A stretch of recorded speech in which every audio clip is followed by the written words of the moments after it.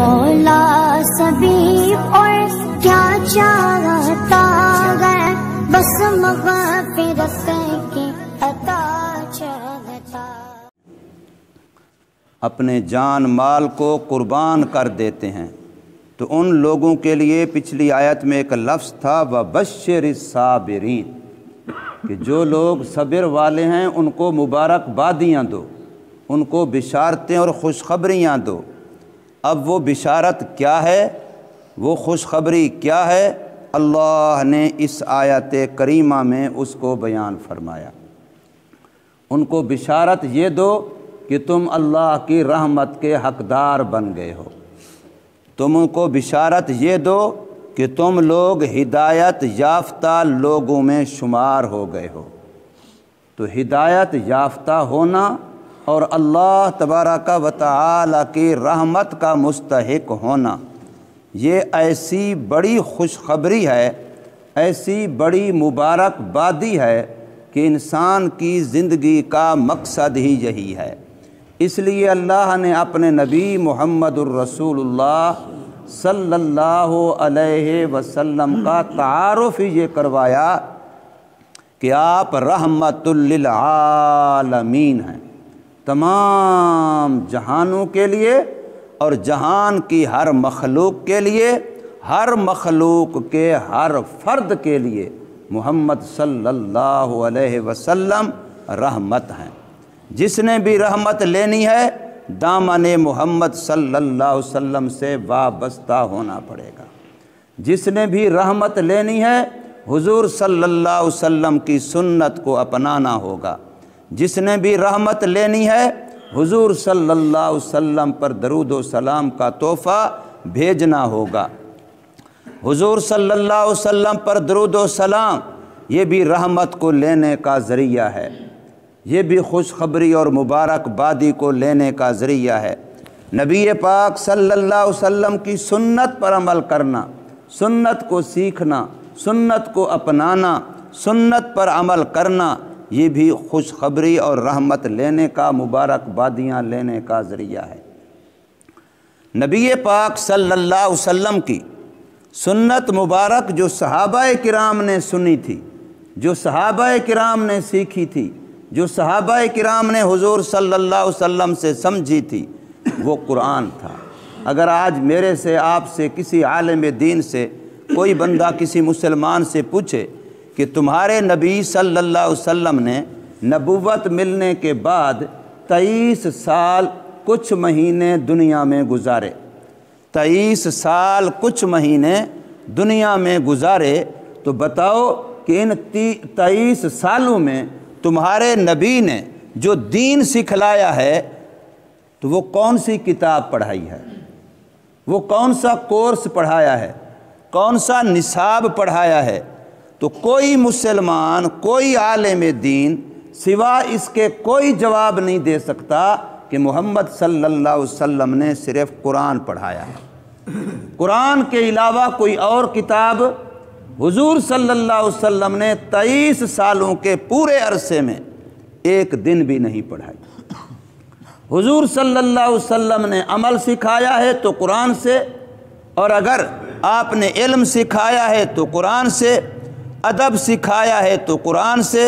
عبادات، معاملات، لین دین، رہن سہن سکھلائے ہیں تو آپ صلی اللہ علیہ وسلم پر قرآن کی آیت اترتی تھی، آپ اسی آیت کی وضاحت کرتے تھے، اسی کی تشریح کرتے تھے، وہی صحابہ کرام کو سمجھاتے تھے، قولاً بھی سمجھاتے تھے، فعلاً بھی سمجھاتے تھے، کر کے بھی دکھاتے تھے، اور زبان سے تشریح علم کے لحاظ سے بھی فرماتے تھے، اور صحابہ کرام دونوں کو محفوظ کرتے تھے۔ صحابہ کرام عمل بھی نبی پاک صلی اللہ علیہ وسلم کو دیکھ کر کے، لے کر کے اس کے مطابق عمل کرتے تھے، محفوظ کرتے تھے، اور قولی طور پر حدیثیں نبی پاک صلی اللہ علیہ وسلم کے ارشادات اور فرامین ان کو بھی سیکھتے، یاد کرتے، محفوظ کرتے تھے۔ حضرت ابو ہریرہ رضی اللہ تعالی عنہ فرماتے ہیں کہ میں رات کو دیر تک جاگتا تھا، حضور صلی اللہ علیہ وسلم دن بھر جو فرماتے تھے حدیثیں، میں ان کو دوبارہ یاد کرتا تھا۔ کہ آج حضور صلی اللہ علیہ وسلم نے یہ بھی فرمایا تھا، یہ بھی فرمایا تھا، یہ بھی فرمایا تھا۔ میں اتنی دیر تک جاگتا تھا کہ مجھے حضور صلی اللہ علیہ وسلم نے فرمایا کہ باقی لوگوں کے لیے تو مسئلہ یہ ہے کہ وہ سو جائیں، پھر سونے کے بعد تہجد کے وقت اٹھیں اور تہجد پڑھیں، اس وقت وتر پڑھیں، لیکن ابو ہریرہ چونکہ تو دیر تک جاگتا رہتا ہے، حدیثیں یاد کرتا رہتا ہے، اس لیے تیرے لیے میں یہ کہہ رہا ہوں، فرما رہا ہوں، بتا رہا ہوں کہ تو سونے سے پہلے ہی تہجد بھی پڑھ لیا کر، وتر بھی پڑھ لیا کر۔ دیر تک یاد کرتا رہتا ہے حدیثیں حضرت ابو رضی اللہ تعالی عنہ، اور وہ خود فرماتے ہیں کہ جو ہمارے مہاجر صحابی مہاجر بھائی تھے وہ اکثر تجارت کرتے تھے، اور جو ہمارے انصار بھائی تھے وہ اکثر زراعت کرتے تھے، لیکن ابو ہریرہ نہ تجارت کرتا نہ زراعت کرتا۔ جب سے کلمہ پڑھا ہے تو محمد صلی اللہ علیہ وسلم کے در کا اور حضور کے گھر کا ایسا خادم اور غلام بن گیا ہے کہ دل یہ چاہتا تھا کہ حضور صلی اللہ علیہ وسلم جب اپنے گھر مبارک سے، اپنی بیویوں کے حجرات سے باہر تشریف لائیں تو کوئی ایک عمل بھی، کوئی ایک قول بھی حضور صلی اللہ علیہ وسلم کا ایسا نہ ہو جو ابو ہریرہ سے رہ جائے۔ اس طرح سے رہتا ساتھ کہ بسا اوقات بھوک کی وجہ سے بے ہوش ہو جاتا اور لوگ سمجھتے شاید اس کو کوئی مرگی ورگی کا دورہ پڑا ہے، اور اس وقت کا یہ علاج سمجھا جاتا تھا کہ جو بے ہوش ہے تو اس کی گردن پہ پاؤں رکھ کے زور دیتے۔ لوگ میری گردن پہ پاؤں رکھ کے زور دیتے، شاید یہ مرگی وغیرہ کسی اور وجہ سے بے ہوش آئے، حالانکہ مجھے کچھ نہیں تھی، مجھے بھوک تھی صرف۔ بسا اوقات میں نماز کے بعد مسجد کے دروازے کے قریب کھڑا ہو جاتا بھوک کی وجہ سے، اور ہر جانے والے کو السلام علیکم کہتا، اکثر سلام کا جواب دے کے چلے جاتے، اور بعض کو خیال آتا یہ جو سلام کر رہا ہے کوئی مقصد ہوگا، مجھے پھر ساتھ لے جاتے اپنے گھر میں، مجھے کچھ کھانا پینا کھلا دیتے۔ تو وہ حضرت ابو رضی اللہ تعالی عنہ دیر تک حضور صلی اللہ علیہ وسلم کی حدیثیں یاد کرتا ہے۔ تو حضور صلی اللہ علیہ وسلم سے صحابہ نے جو دین سیکھا ہے، حضرت ابو بکر صدیق رضی اللہ تعالی عنہ رات کو اپنے گھر سے باہر صحن کے اندر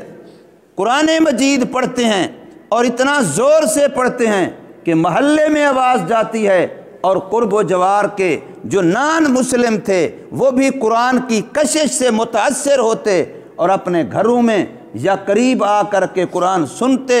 اور بہت سارے اس وجہ سے مسلمان ہوتے۔ تو جو کافروں کے بڑے بڑے تھے ان کو تشویش لاحق ہوئی کہ یہ ابو بکر قرآن زور سے پڑھتا ہے، ہمارے لوگ اس سے متاثر ہوتے ہیں، لہٰذا حضور صلی اللہ علیہ وسلم کے پاس گئے، جا کے کہا ان کو کہ آپ ان کو کہیں، ان کو روکیں کہ یہ قرآن نہ پڑھیں، اگر پڑھیں تو آہستہ پڑھیں، اس سے ہمارے لوگ اپنا دین چھوڑتے ہیں۔ قرآن کتاب ہدایت ہے، قرآن کتاب انقلاب ہے۔ 23 سالوں میں حضور صلی اللہ علیہ وسلم نے قرآن ہی پڑھایا ہے۔ سارے صحابہ جو مسلمان ہوئے ہیں، کوئی کسی مذہب میں تھا، کوئی کسی مذہب میں تھا۔ ایک عجیب معاشرہ تھا اس وقت کا، جس میں بیٹی جیسی پیاری جگر کا ٹکڑا اس کو زندہ درگور کر دیا جاتا تھا۔ اتنا بے رحم، اتنا سنگ دل کہ ایک بچی جو بے گناہ ہے، معصوم سی ہے، جس کو حضور فرما رہے ہیں الفاطمہ تو بضعۃ منی، میری فاطمہ میرے جگر کا ٹکڑا ہے۔ بیٹیاں جگر کا ٹکڑا ہوا کرتی ہیں، بیٹیاں وفادار ہوا کرتی ہیں، لیکن وہ اتنا سنگ دل لوگ تھے کہ بیٹیوں کو زندہ پکڑ کے گڑھے میں ڈال کے اوپر مٹی ڈال دیتے، زندہ دفن کر دیتے تھے۔ شراب، جوا، کون سا وہ جرم تھا جو ان لوگوں میں نہیں تھا، لیکن قرآن کی برکت سے وہ ایسا مثالی معاشرہ بنا کہ دنیا آج تک بھی مثال دیتی ہے کہ اگر ایک عمر اور آ جاتا تو دنیا سے کفر کا نام و نشان ہی مٹ جاتا۔ ایسے لوگ تاجر بن کے کسی علاقے میں جاتے تھے، تاجر بن کے، لیکن ان کی تجارت ایسی صاف ستھری تھی، ایسی دیانت امانت والی تھی کہ علاقوں کے علاقے ان کی تجارتی سفر سے مسلمان ہو جاتے تھے۔ تبلیغی سفر کا اثر تو اپنا ہے ہی ہے، اور اخلاق اتنا اعلیٰ بن گئے تھے ان کے کہ ان کے اخلاق کو دیکھ کر کے دنیا نے اخلاق سیکھے ہیں۔ تو یہ سارا نتیجہ کس کا تھا؟ قرآن کا تھا۔ تو قرآن کی ایک بڑی برکت ہے، کسی معاشرے میں، کسی ماحول میں، کسی سوسائٹی میں اگر اللہ پاک یہ نعمت دے دیں تو یہ بہت بڑی نعمت ہے۔ اور یاد رکھیں، جہاں کوئی بھی نعمت آئے اگر اس نعمت کی قدر کی جائے، شکر کیا جائے تو اللہ اس نعمت کو بڑھاتا ہے، اس میں اضافہ کرتا ہے، وہاں سے کائی اللہ پاک قرآن کے چشمے جاری کر دیتا ہے۔ اور اگر نعمت کی ناقدری کی جائے تو پھر خدا کی طرف سے پکڑ آتی ہے۔ کوئی بھی نعمت اللہ نے دی، ہر نعمت کا یہی اصول ہے، اور قرآن والی نعمت، قرآن کے علم والی نعمت، دین والی نعمت، اس کو تو غنیمت سمجھنا چاہیے۔ ابھی 2-3-4 دنوں سے یہ ہم نے آواز لگائی الحمدللہ۔ کل میرے پاس ایک ادھر سے بندہ آیا، بوڑھا سا، ظہر کی نماز جہاں آ کر کے پڑھی، پتہ نہیں وہ حیات ٹاؤن کو ادھر ہے کیا، میں نہیں جانتا، تو وہاں سے کہتا ہے، میرے آپ کی آواز میں سنتا ہوں، آنکھیں اس کی بہت کمزور بینائی، کہتا ہے میں مغرب کو، عشاء کو، فجر کو نہیں نکل سکتا گھر سے، مجھے نظر کچھ نہیں آتا، لیکن میں اب بھی پوچھتا آیا ہوں کہ وہ جو میں آواز سنی ہے میں نے 2-3 دن، تو میں اتنا اس سے متاثر ہوا ہوں، میرا جی چاہتا ہے کہ میرا مکان یہاں قریب ہو، میں صرف آپ سے ملنے کے لیے آؤں۔ وہ مولوی صاحب کون ہے جو صبح کو درس دیتا ہے؟ یہاں میرے قریب کھڑا بھی کہتا ہے مجھے دپ نظر آتا ہے کہ کوئی انسان ہے میرے سامنے، لیکن مجھے پہچانا نہیں جاتا، اتنی میری آنکھیں کمزور ہیں۔ اس طریقے سے اور لوگ، کل ایک گھر والوں نے بچے آ کے 2 داخل کرائے کہ ہم نے بھی یہ قرآن کی آواز سنی ہے جو صبح کو آپ لگاتے ہیں، تو اس سے ہمیں یہ شوق ہوا، اپنے 2 بیٹوں کو یہاں قرآن پڑھانے کے لیے آ کر کے داخل کرائے۔ تو اس کی کتنے فوائد ہیں، کتنے برکات ہیں۔ قرآن کی آواز جس جہاں تک جائے گی رحمتوں کے فیصلے ہوں گے، برکتوں کے فیصلے ہوں گے، نحوستیں دور ہوں گی۔ اور باقی انسان اگر عبادت کرنا چاہے تو اس کے لیے کوئی آواز رکاوٹ نہیں بنتی۔ گھروں کے اندر کبھی کوئی عورت نے بہانہ کیا کہ چونکہ گھر میں لوگ باتیں کرتے ہیں، بچے شور کرتے ہیں، اس لیے میں نماز گھر میں نہیں پڑھ سکتی، کوئی عورت نہیں کہتی، جس نے پڑھنی ہے اس نے پڑھنی ہے۔ وہ اپنے گھر کے بندوں کو یہ نہیں کہتی سارے چپ کر جاؤ، گھر کے اندر سناٹا ہو پھر تو میں نماز پڑھوں گی، اگر تم گھر میں بولو گے، آواز نکالو گے تو پھر میں نماز نہیں پڑھوں گی۔ بہت سارے لوگوں کے گھر روڈ کے قریب ہیں تو وہاں گاڑیاں گزر رہی ہوتی ہیں، اب یہ تو نہیں کہ پہلے یہ شور ختم ہوگا تو پھر ہم نماز پڑھیں گے۔ اس لیے یہ سوچنا کہ بھی اگر قرآن کی یہ آواز آتی ہے تو صبح کو بہت سارے لوگ نماز پڑھتے ہیں، ہماری سمجھ میں یہ عذر نہیں آتا، بلکہ اس کے فائدے زیادہ ہیں، نفع اس کا بہت زیادہ ہے۔ آدمی ہمت کرے، کتنے لوگ ہیں جو ویسے نہیں اٹھتے، ہماری اس آواز سے اللہ پاک ان کو نیند سے اٹھا دیتا ہے اور نماز کی توفیق دے دیتا ہے، تو ہم اگر ذریعہ بن جائیں تو ہمیں ان کی نماز کا بھی ثواب ملے گا۔ تو اللہ تبارک و تعالی نے یہاں فرمایا کہ جو لوگ قرآن کے ساتھ وابستہ ہو جائیں گے اور قرآنی احکامات پر ٹک جائیں گے، قرآنی احکامات پر جم جائیں گے، استقامت اختیار کریں گے، اللہ ان پر رحمتیں فرمائے گا اور اللہ ان کو ہدایت یافتہ لوگوں کی فہرست میں شمار فرمائے گا۔ اور ہدایت ہی وہ نعمت ہے جس کو ہم نماز کی ہر رکعت میں اللہ سے مانگتے ہیں، اہدنا الصراط المستقیم، اہدنا الصراط المستقیم۔ ہر نماز کی ہر رکعت میں ہم اللہ سے ہدایت ہی تو مانگتے ہیں۔ تو فرمایا اولئک علیہم صلوات من ربہم ورحمہ،